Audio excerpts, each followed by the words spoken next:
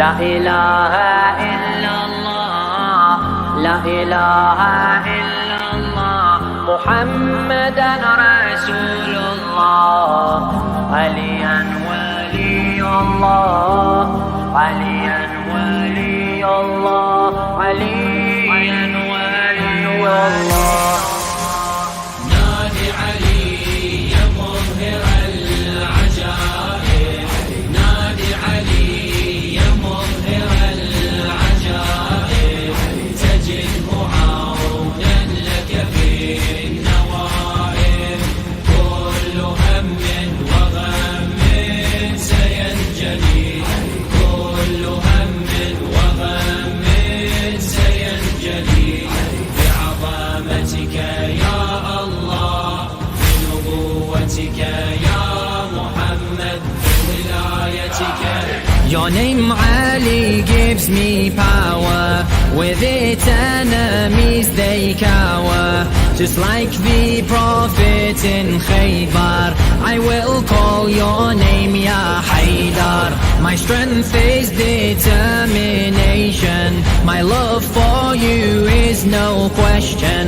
To uphold this is my mission, as through you is God's submission.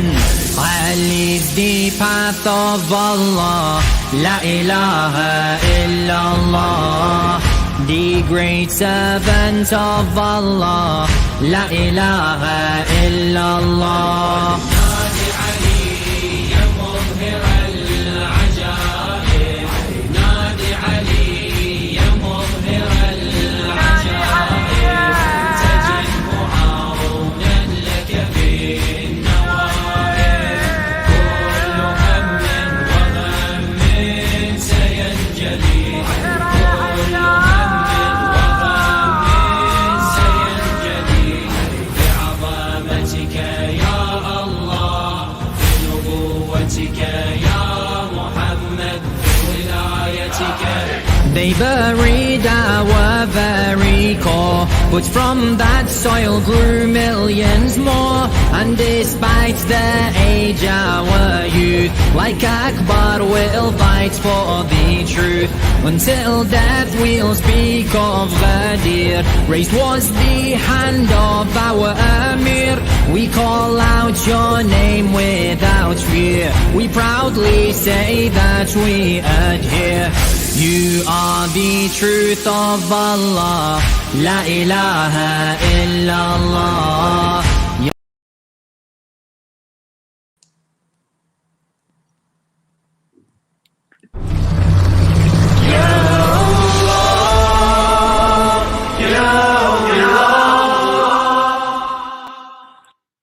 Assalamu alaikum wa rahmatullahi wa barakatuh. Welcome to Al Mahdi Youth Tuesday Dua Iftitah program. Today's Inshallah. reciter is from Nairobi, and I'm going to bring him on, Imran Jaffa. Assalamu alaikum. Walaikum salam. Thank you for accepting to recite on our panel. Anytime. When you're ready, please. Bismillah.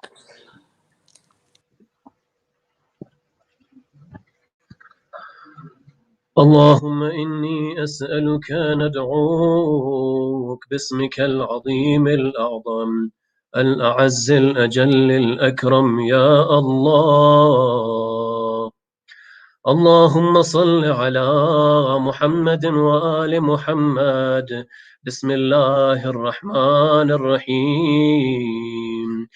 اللهم رب شهر رمضان الذي أنزلت فيه القرآن وافترضت على عبادك فيه الصيام صل على محمد وآل محمد وارزقني حج بيتك الحرام في عامي هذا وفي كل عام واغفر لي تلك الذنوب العظام فإنه لا يغفرها غيرك يا رحمن يا علام.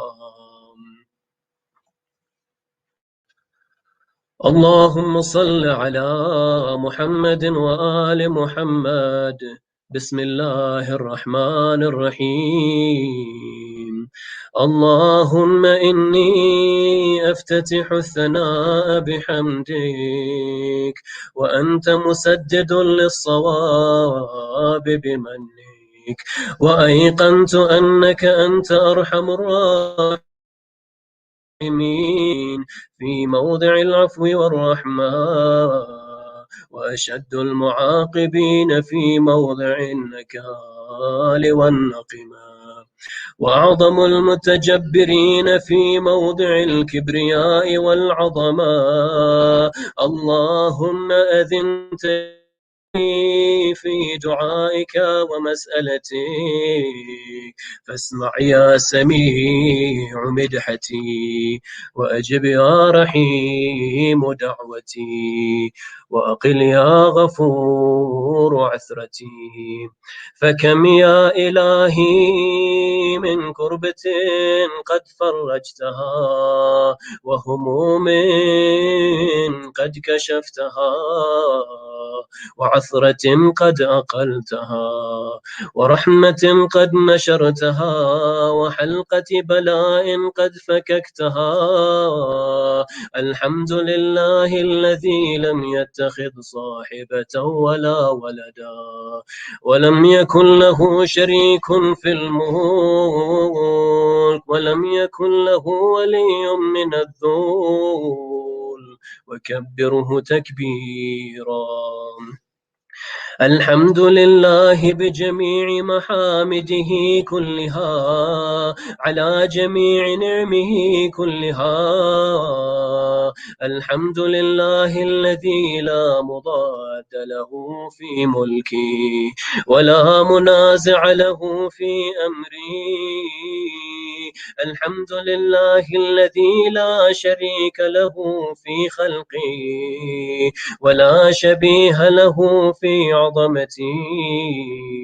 الحمد لله الفاشي في الخلق أمره وحمده، الظاهر بالكرم مجده، الباسط بالجود يده، الذي لا تنقص خزائنه، ولا تزيده كثرة العطاء إلا كرما وجودا.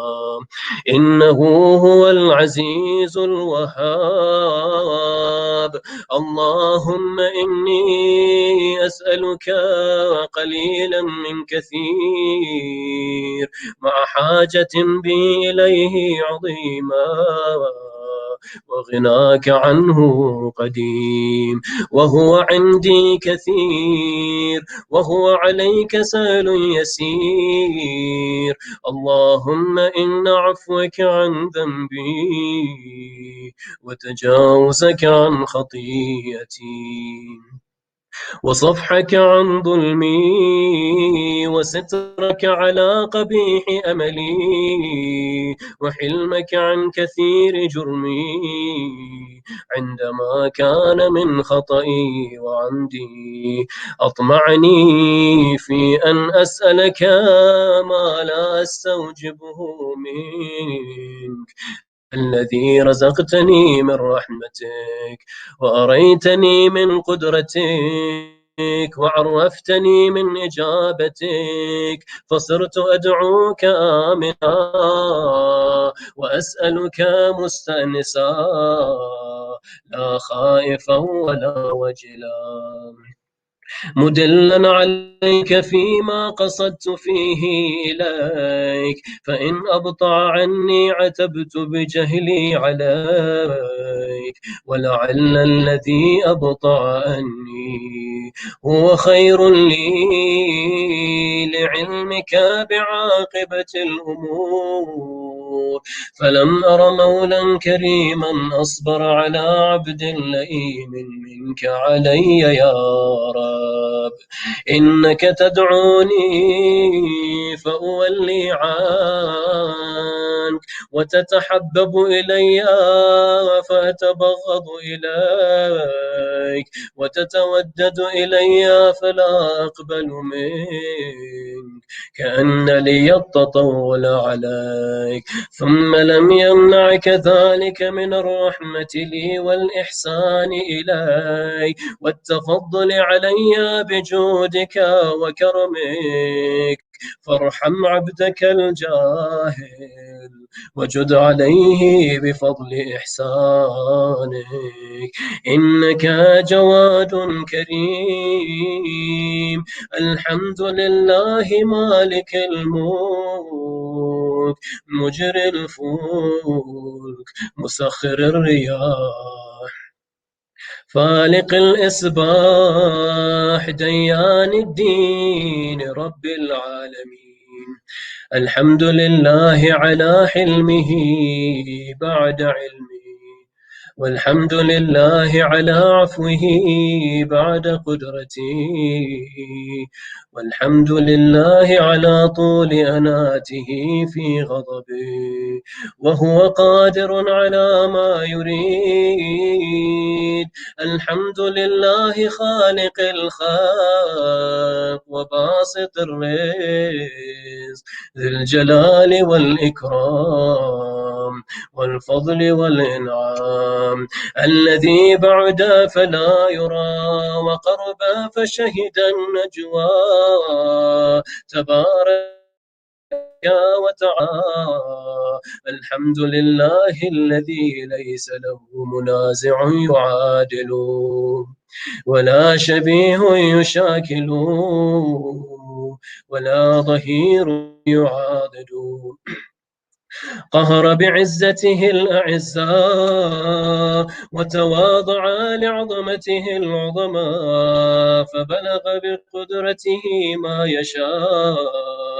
الحمد لله الذي يجيبني حين أناجي ويستر علي كل عورة وأنا أعصي، ويعظم النعمة علي فلا أجازي، فكم من موهبة هنية قد عطاني، وعظيمة مخوفة قد كفاني، وبهجة مونقة قد أراني، فأثني عليه حامدا وأذكره مسبحا. الحمد لله الذي لا يهتك حجابه ولا يغلق بابه ولا يرد سائل ولا يخيب آمل. الحمد لله الذي يؤمن الخائفين وينجي الصالحين ويرفع المستضعفين ويضع المستكبرين ويهلك ملوكا ويستخلف آخرين. والحمد لله قاسم الجبارين مبير الظلمة مدرك الهاربين نكال الظالمين صريخ المستصرخين موضع حاجات الطالبين معتمد المؤمنين. الحمد لله الذي من خشيته ترعد السماء وسكانها وترجف الأرض وعمارها وتموج البحار ومن يسبح في غمراتها. الحمد لله الذي هدانا لهذا وما كنا لنهتدي لولا أن هدانا الله. الحمد لله الذي يخلق ولم يخلق ويرزق ولا يرزق ويطعم ولا يطعم ويميت الأحياء ويحيي الموتى وهو حي لا يموت بيده الخير وهو على كل شيء قدير. اللهم صل على محمد عبدك ورسولك وأمينك وصفيك وحبيبك وخيرتك من خلقك وحافظ سرك ومبلغ رسالاتك أفضل وأحسن وأجمل وأكمل وأزكى وأنى وأطيب وأطهر وأسنى وأكثر ما صليت وباركت وترحمت وتحننت وسلمت على أحد من عبادك وأنبيائك ورسلك وصفوتك وأهل الكرامة عليك من خلقك. اللهم وصل على علي أمير المؤمنين ووصي رسول رب العالمين عبدك ووليك وأخي رسولك وحجتك على خلقك وآيتك الكبرى والنبأ العظيم وصل على الصديقة الطاهرة فاطمة الزهراء سيدة نساء العالمين وصل على سبطي الرحمة وإمامي الهدى الحسن والحسين سيدي شباب أهل الجنة وصل على أئمة المسلمين علي بن الحسين ومحمد وجعفر وموسى وعلي ومحمد وعلي والحسن والخلف الهادي المهدي حججك على عبادك وأمنائك في بلادك صلاة كثيرة دائمة اللهم وصل على ولي أمرك القائم المؤمل والعدل المنتظر وحفه بملائكتك المقربين وأيده بروح القدس يا رب العالمين. اللهم اجعله الداعي إلى كتابك والقائم بدينك استخلفه في الأرض كما استخلفت الذين من قبلك مكن له دينه الذي ارتضيته لا عبدله من بعد خوفه أمنا يعبدك لا يشرك بك شيئا اللهم أعزه وأعزز به وانصره وانتصر به وانصره نصرا عزيزا وافتح له فتحا يسيرا واجعل له من لدنك سلطانا نصيرا اللهم أظهر به دينك وسنة نبيك حتى لا يستخفي بشيء من الحق مخافة أحد من الخلق اللهم إنا نرغب إليك في دولة كريمة تعز بها الإسلام وأهله وتذل بها النفاق وأهله وتجعلنا فيها من الدعاة إلى طاعتك والقادة إلى سبيلك وترزقنا بها كرامة الدنيا والآخرة اللهم ما عرفتنا من الحق فحملنا وما قصرنا عنه فبلغنا اللهم المم به شعثنا واشعب به صدعنا وارتق به فتقنا وكثر به قلتنا وعزز به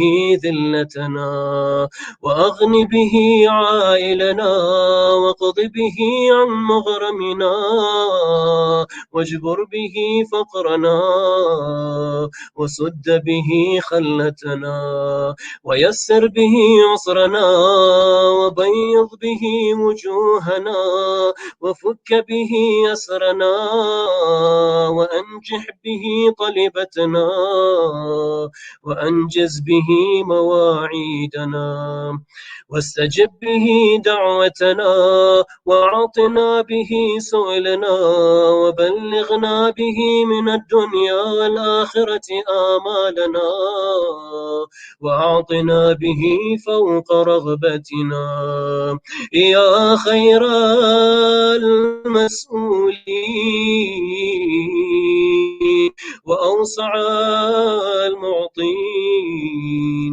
اشف به صدورنا وأذهب به غيظ قلوبنا واهدنا به لما اختلف فيه من الحق بإذنك إنك تهدي من تشاء إلى صراط مستقيم وانصرنا به على عدوك وعدونا إله الحق آمين اللهم إنا نشكو إليك فقد نبينا صلواتك عليه وآله وغيبة ولينا وكثرة عدونا وقلة عددنا وشدة الفتن بنا وتظاهر الزمان علينا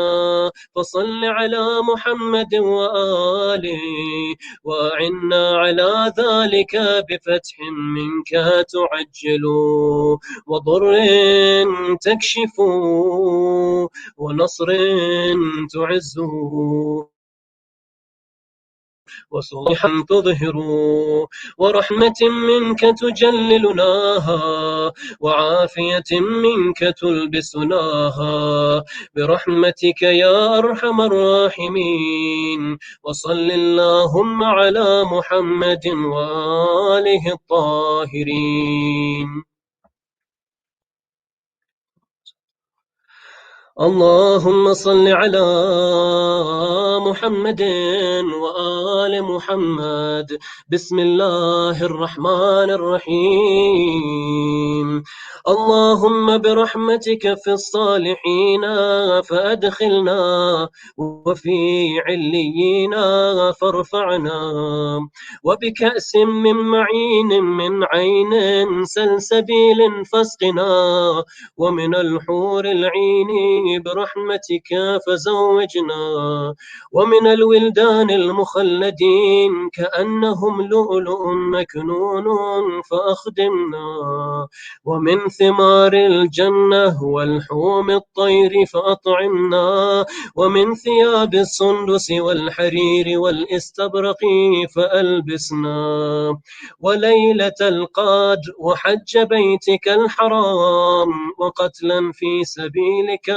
فوفق لنا وصالح الدعاء والمسألة فاستجب لنا وإذا جمعت الأولين والآخرين يوم القيامة فارحمنا وبراءة من النار فاكتب لنا وفي جهنم فلا تغلنا وفي عذابك وهوانك فلا تبتلنا ومن الزقوم والضريع فلا تطعمنا ومع الشياطين فلا تجعلنا وفي النار على وجوهنا فلا تكببنا ومن ثياب النار وسرابيل القطران فلا تلبسنا ومن كل سوء يا لا إله إلا أنت بحق لا إله إلا أنت فنجنا. اللهم صل على محمد وآل محمد. بسم الله الرحمن الرحيم. اللهم أنت جعل فيما تقضي وتقدر من الأمر المحتوم في الأمر الحكيم من القضاء الذي لا يرد ولا يبدل أن تكتبني من حجاج بيتك الحرام المبرور حجهم المشكور سعيهم المغفور ذنوبهم المكفر عن سيئاتهم وأن تجعل فيما تقضي وتقدر أن تطيل عمري في خير وعافية وتوسع في رزقي وتجعلني ممن تنتصر به لدينك ولا تستبدل بي غيري. أعوذ بجلال وجهك الكريم أن ينقضي عني شهر رمضان أو يطلع الفجر من ليلتي هذه ولك قبلي تبعة أو ذنب تعذبني عليه. اللهم صل على محمد وآل محمد. Thank you, Brother Imran, for the, as usual, heartwarming and beautiful recitation. Inshallah, after listening to Imran, now we're going to dive into our part 3 of the Dua Iftitah reflection with Brother Yasser Alidina, who for the past 2 weeks has taken us through this beautiful gem of a dua given to us by the Ahlul Bayt. And inshallah, today is our part 3, and next week will inshallah be our last part. So with no further ado, inshallah, Brother Yasser. Salamun alaikum. Alaikum salam wa rahmatullah. How are you doing? Alhamdulillah, how are you? How are the fasts going? Alhamdulillah, alhamdulillah. Good to see you, man. Alhamdulillah, all's going well. I hope everyone had a good Amal night so far. Looking forward to the last one as well tomorrow night, inshallah. And you look more nurani than usual. Might be the light on top of your head. I don't know. Maybe it's the light. Oh, the light's behind you, so technically it's not. Alhamdulillah. There's something else going on. Anyways, let's get started, inshallah. Thanks so much for having me again, third time. Alhamdulillah. Inshallah, over to you. Thanks. أعوذ بالله من الشيطان الرجيم بسم الله الرحمن الرحيم وصلى الله على سيدنا محمد وعلى آله الطاهرين اللهم صل على محمد وآل محمد. So this is our third part in this discussion and reflections on Dua Iftitah. And we broke down the dua into 4 general segments. The first session we had, we talked about this whole idea of supplicating to Allah, realizing who He is, who we are, humbling ourselves before Him, and some of the adab of supplicating to Allah.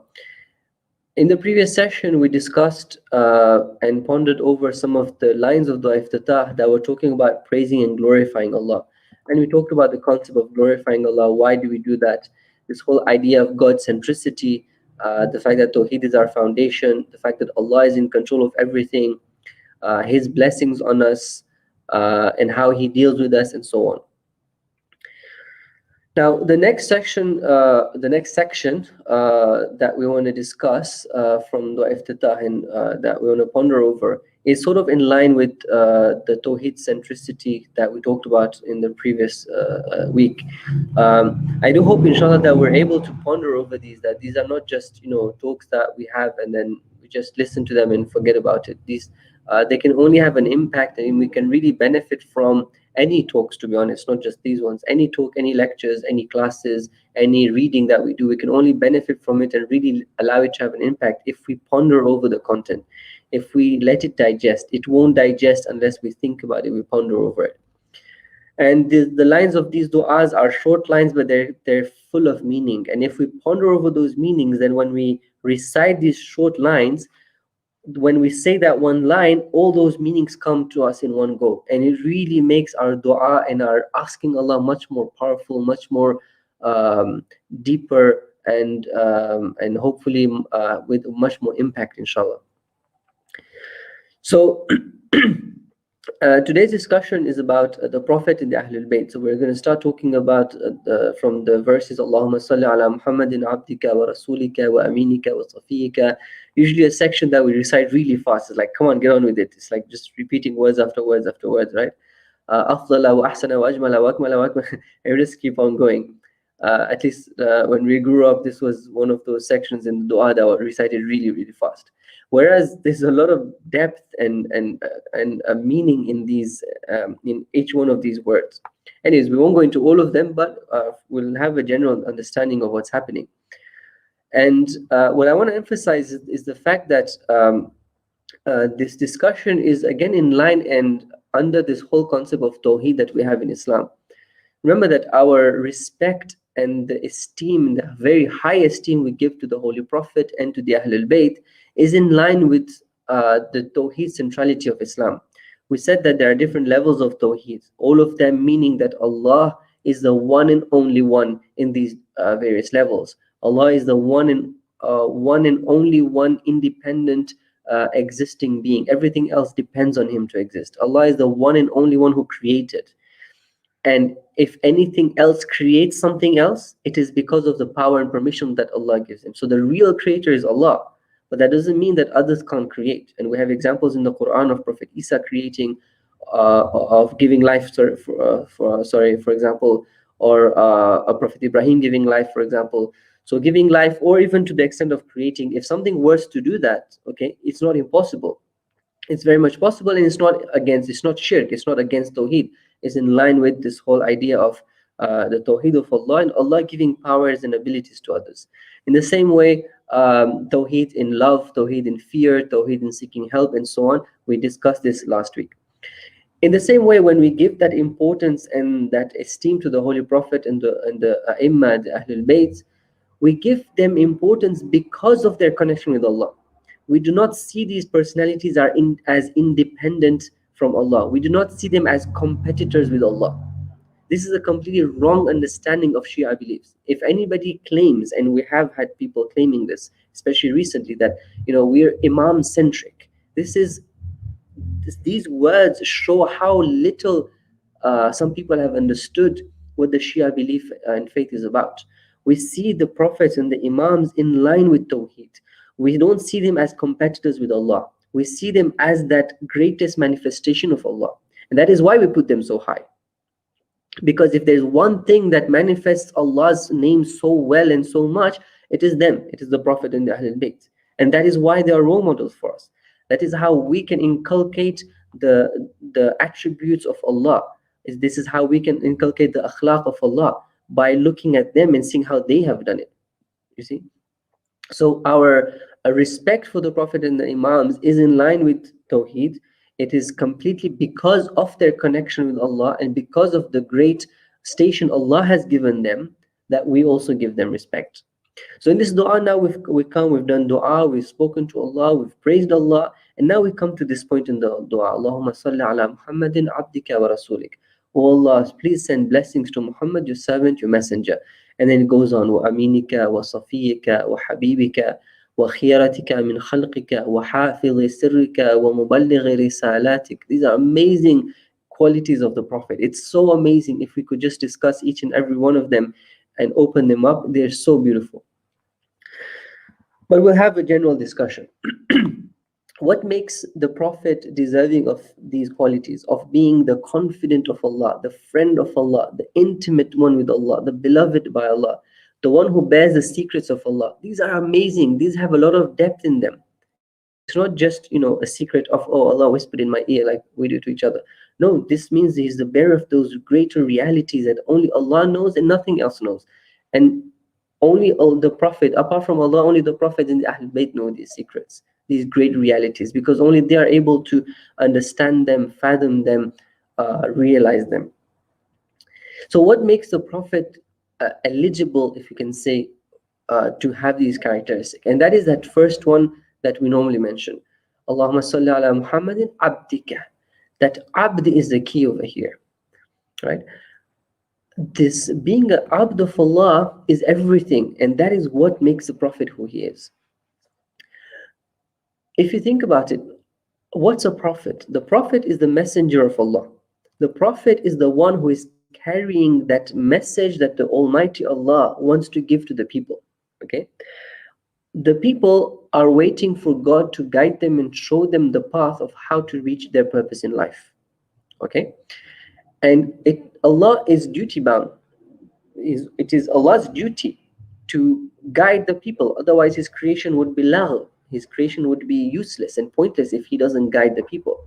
Because the people without Allah's guidance will never be able to reach their perfection and their purpose in life.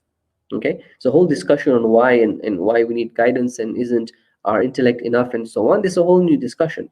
But in brief, yes, our intellect is not able to tell us everything we need to know to reach our purpose in life. We need God to send us some knowledge that helps us hand in hand with the intellect, that helps us go towards our purpose in life. If human beings want to reach their purpose in life, they have to put the intellect hand in hand with God's divine revelation. Divine revelation and intellect together will take us to our perfection and to our purpose in life. So Allah has to send us this message. So the means through which the message is brought to us has to be reliable. It has to be untainted. If the message is untainted, but then the recipient of the message is tainted, then we can't rely on it anymore. And we don't know if the messenger has been faithful or not. So just the way the message has to be untainted and perfect, the one carrying the message also has to do this faithfully and perfectly in a way that nothing of the message is left out.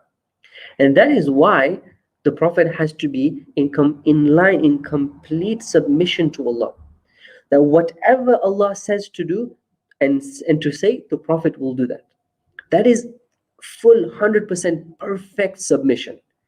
Allah says, say this and say it like this and say it at this place and at this time and in this way, the Prophet will do it. You see? Now, this is a quality a person has. The Prophet is not a robot that, there's an on and off switch. That when Allah wants to send a specific message, all of a sudden click on the on button and the Prophet goes, okay, I need to do like this, and he's going to move like a robot. No, it's a quality the Prophet has. The Prophet has the quality of being a person who is completely submissive to Allah. Whatever Allah wishes, it's done. He's done. He's going to do it. There's no doubt about it. And this is what we mean by infallibility, that the Prophet doesn't make mistakes. In the sense that the Prophet does everything Allah tells him to do, Allah wishes him to do. Every single thing at the best way possible. And that is this whole concept of being an abd. The abd at that level does not commit any sin, does not even commit any mistakes, right? Because he's doing everything on the dot, just like Allah wants him to do. He's completely in line with Allah's will. And being in complete line with Allah's will is the definition of being an abd, a servant, submissive to Allah. And we are supposed to do that. We're supposed to do exactly that at whatever extent we're able to do, of course.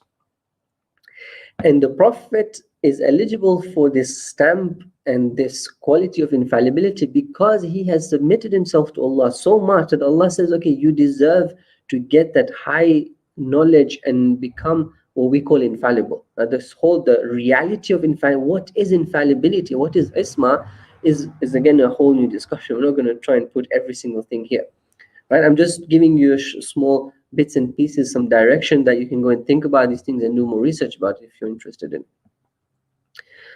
So we have in the Quran, in the first few verses of Surah Najm, وَمَا يَنْتِقُ عَنِ الْهَوَىٰ. He does not speak out of his own desire. In huwa illa wahyun yuha. It is just a revelation that is revealed to him. He is fully submissive to Allah. He is not a robot. Remember this. When Allah says he doesn't speak out of his desire. This is a revelation from Allah. This is not a switch that Allah turns on. This is a state of being. This is a quality that the Prophet has of being an abd, of being a servant. And it's because he's a servant, a full servant that does not do anything that is out of line, that Allah can trust him with his message and say, I know that this message at the hand of this person will be given out faithfully. So, and the other point about not being a robot is this is not out of free will, and that is why it is praiseworthy. That is what makes him a lofty human being. If it was like a robot, then you might as well send an angel, right? You might as well send an angel, because angels don't have the free will. No, the Prophet, with his free will, stays in line with Allah's wishes, is in complete submission to Allah. And that is what makes him so great and so lofty, and that is why we put him so high, because it is with his own free will that he is submissive to Allah and is in line with Allah's commands. And that is why then in the dua iftitah, we then go after saying وَمُبَلِّغْ رِسَالَاتِكَ أَفْضَلَ وَأَحْسَنَ وَأَجْمَلَ وَأَكْمَلَ, and so on. Why would we give him so many great salawat? وأزكى وأنمى وأطيب وأطهر وأسنى وأكثر ما صليت وباركت وترحمت وتحننت وسلمت على أحد من عبادك وأنبيائك ورسلك وصفوتك. It's amazing. It's like the Prophet is that pinnacle. He's at that height of submission and servitude to Allah. He is so great up there. We're asking Allah, send him the salawat, the most beautiful of salawat, the most superior, the most upright that you have given to any of your creation. Right? Why? Because he is there. He's with his free will. He has managed to submit himself completely to Allah, and this is a really high level. And that is why then we ask Allah to bless the Prophet at that level.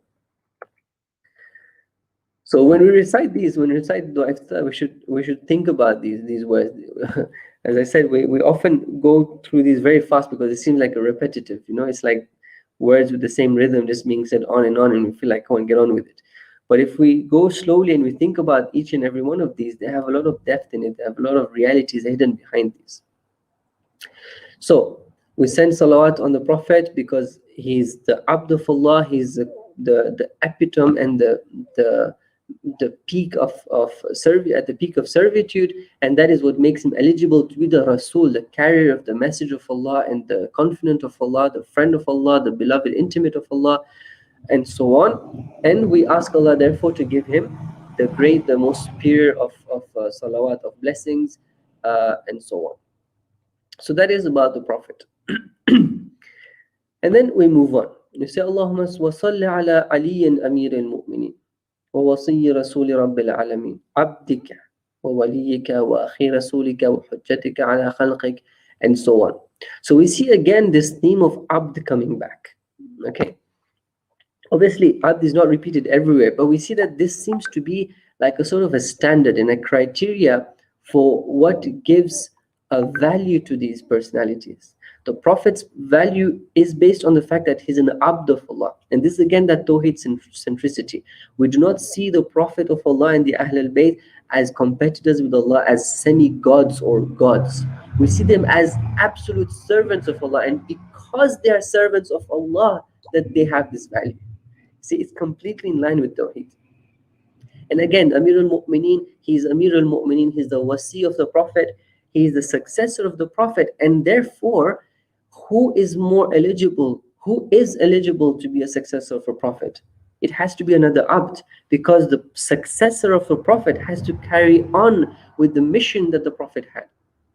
And if you have to carry on with that mission, you also have to have those qualities. And what makes the Prophet to be what he is? It's that quality of being an abd. Therefore, the wasi of the Prophet would also need to be an abd, the greatest of abds.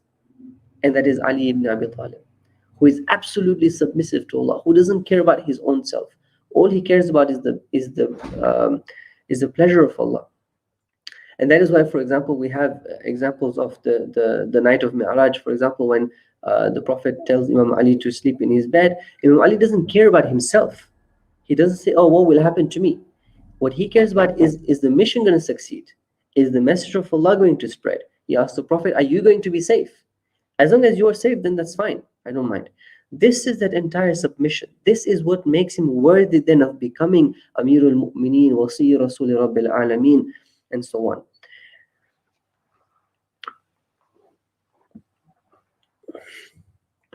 So this is important because the wasi, the one who is going to follow the message, who's going to carry on with that mission, is going to be protecting the message, is going to be explaining the message, and we also know that the Prophet has called Imam Ali and the Ahlul Bayt as the equals to the Quran in the hadith of Saqalain, where the Ahlul Bayt and the Quran are put as equal.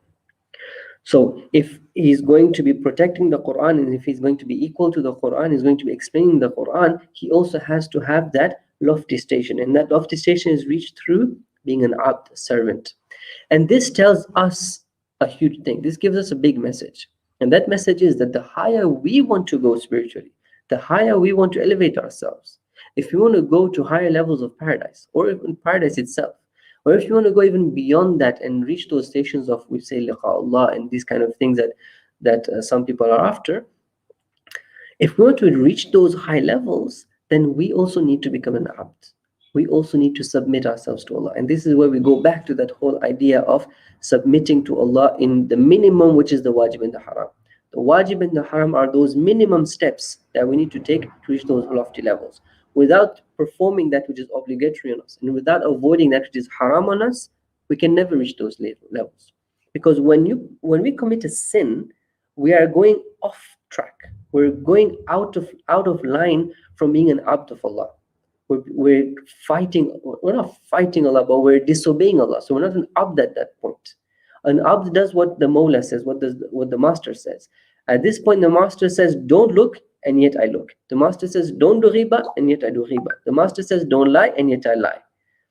The master says, pray, and I don't pray. He says, fast, but I don't fast. You see? When I go out of line from being an abd, then I'm basically blocking myself.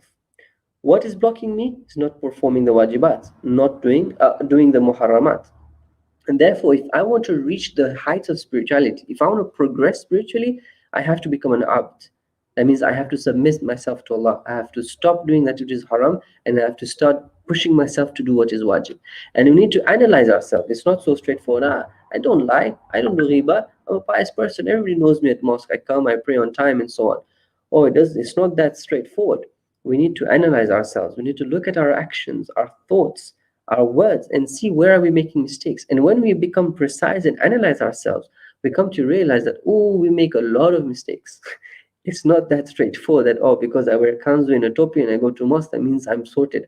I'm somebody who takes care of wajib and haram.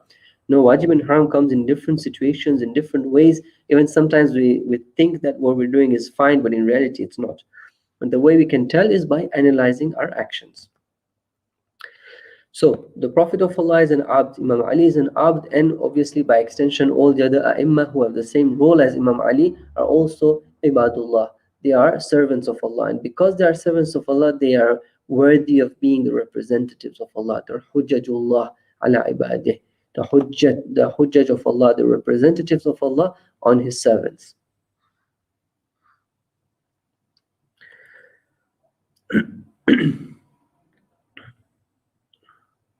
Here regarding Imam Ali, for example, we also have this the phrase wa akhi Rasulillah, which is the fact that he's the closest to the Prophet.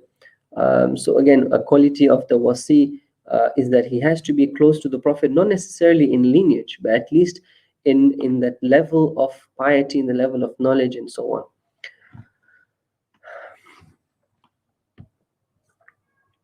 Okay.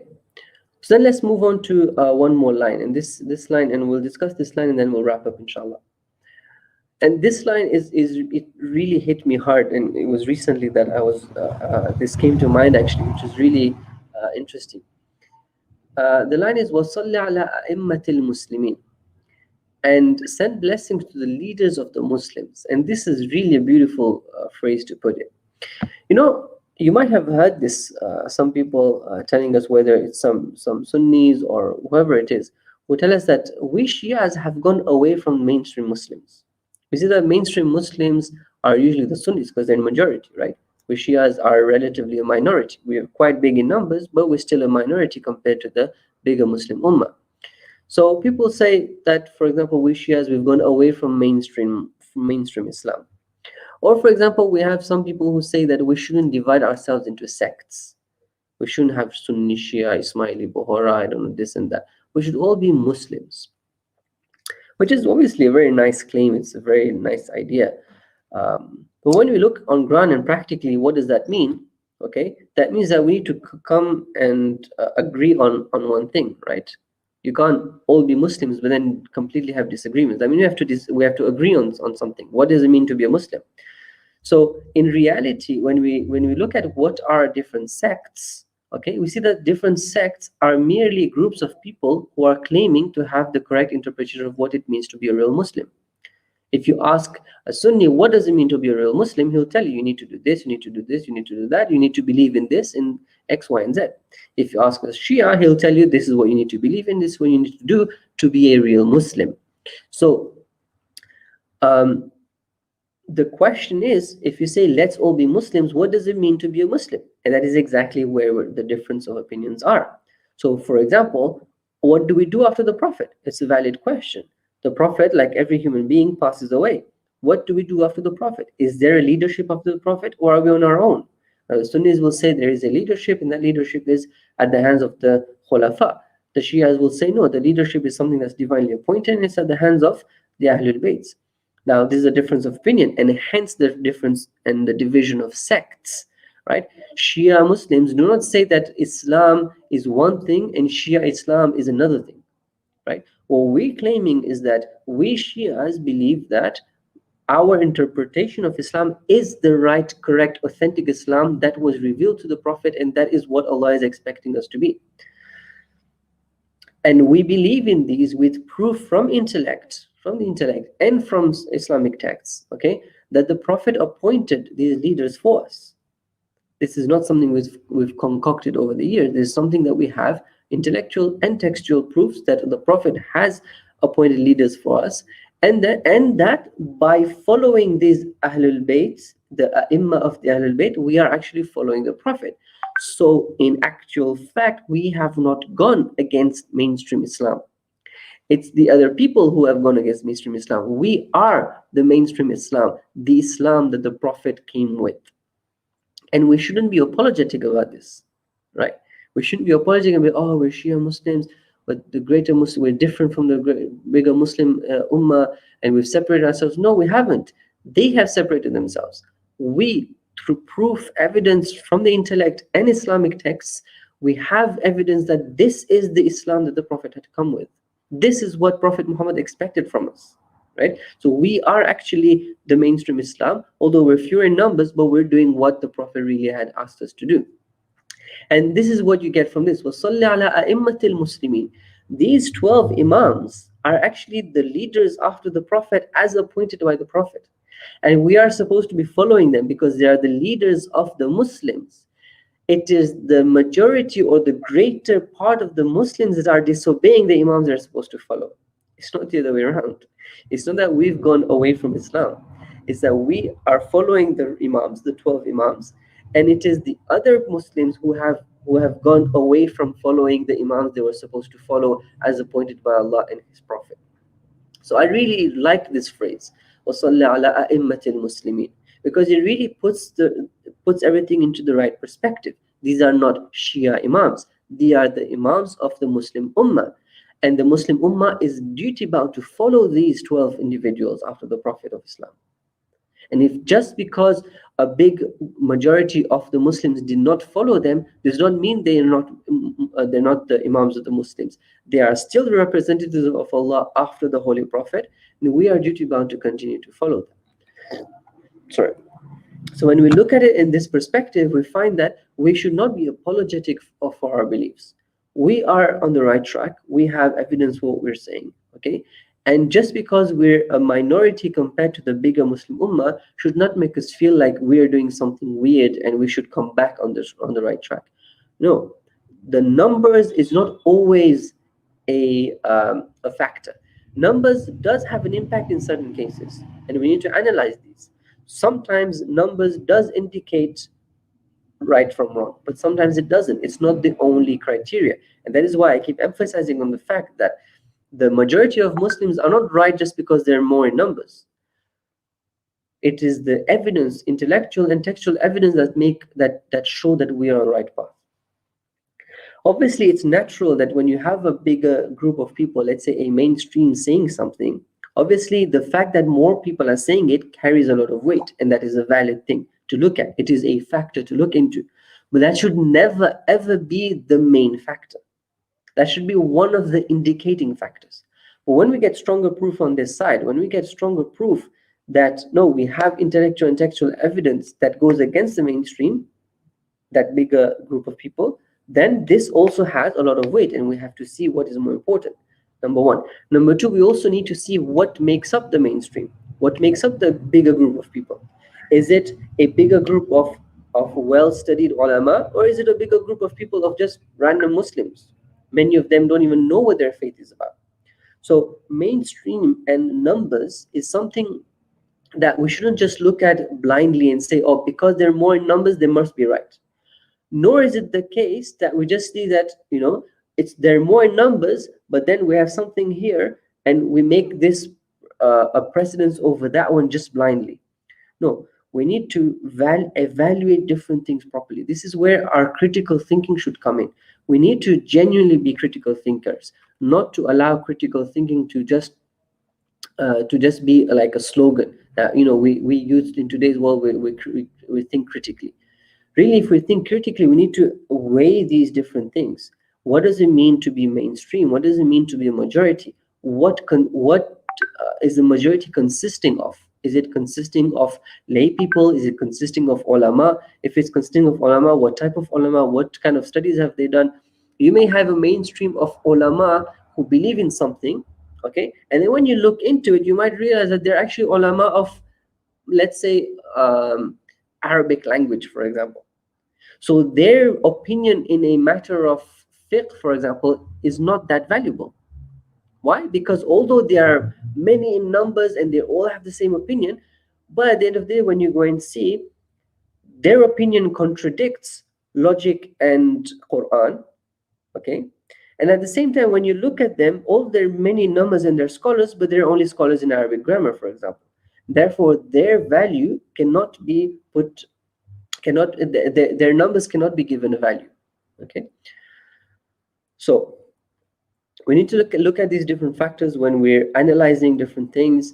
And if you're aware of the different things that are going on in today's world, then you might be able to put the dots together and get a clearer picture of these things I'm saying. Again, because we don't have too much time and because this is not the right place, I can't open up these discussions. There's so many discussions, there's so much depth to talk about, there's so many different things to talk about. We obviously can't put them all together. But what I can try and do, and which is what I'm trying to do, is to give you some general principles and things to work on, things to base on, things to help you form a way of thinking that you can then go and apply and continue your research. And alhamdulillah, we're able to get these from these du'as that are being taught to us by the A'immah. So again, all these things have just come to me from this one line, وَصَلِّ عَلَىٰ أَئِمَّةِ الْمُسْلِمِينَ. And I actually thought about this not too long before this session, and it was really it struck me, and I found that very interesting. So I brought it up today. My half an hour is over, so inshallah we'll end over here, and inshallah in the next session, the last session, we'll talk about the last part of Dua Iftitah, which is really a beautiful part of Dua Iftitah. And it's probably the one part that I enjoy reciting the most. It's very relevant to today's world. It's very practical. It's very you can see it happening in the outer world as well.